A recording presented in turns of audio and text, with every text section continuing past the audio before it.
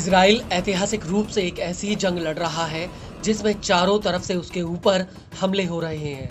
एक तरफ गाजा का हमास तो दूसरी तरफ लेबनान का हिजबुल्लाह इजराइल को मिटाने के लिए आमादा है। वहीं तीसरी और चौथी तरफ इराक और सीरिया के प्रतिरोधी समूह हैं जो बार बार इजराइल को अपने हमलों से दहला रहे हैं।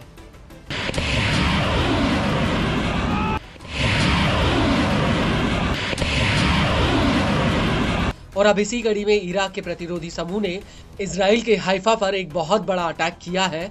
प्रतिरोधी समूह का कहना है कि उसने हाइफा में आईडीएफ के कई अहम सैन्य ठिकानों पर ड्रोन हमले किए हैं। प्रतिरोधी समूह के मुताबिक उसने कब्जे वाले फिलिस्तीन में दक्षिण से लेकर उत्तर तक 6 सैन्य ठिकानों पर हमले किए और इन हमलों में खासतौर से हाइफा बंदरगाह को निशाना बनाया गया।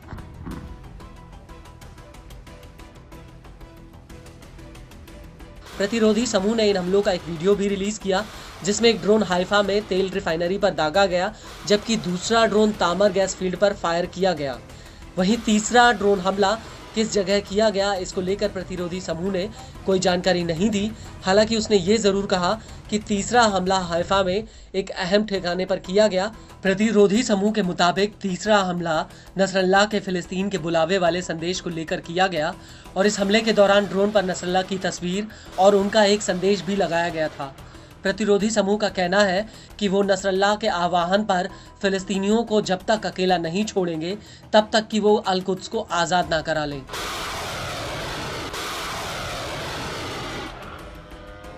वहीं दूसरे हमले के दौरान प्रतिरोधी समूह ने ड्रोन पर इराकी प्रतिरोधी गुट के नेता अबू महदी, आईआरजीसी के पूर्व चीफ कासिम सुलेमानी और उनके अन्य साथियों की तस्वीर लगाई थी और इस तस्वीर के साथ टारगेट तामस गैस फील्ड लिखा गया था।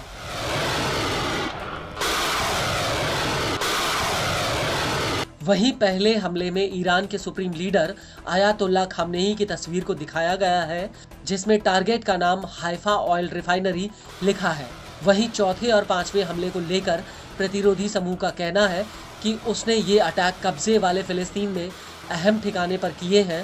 हिजबुल्लाह ने इस हमले का एक वीडियो भी रिलीज किया जिसमें एक ड्रोन कब्जे वाले फिलिस्तीन में साफेड की तरफ फायर किया गया।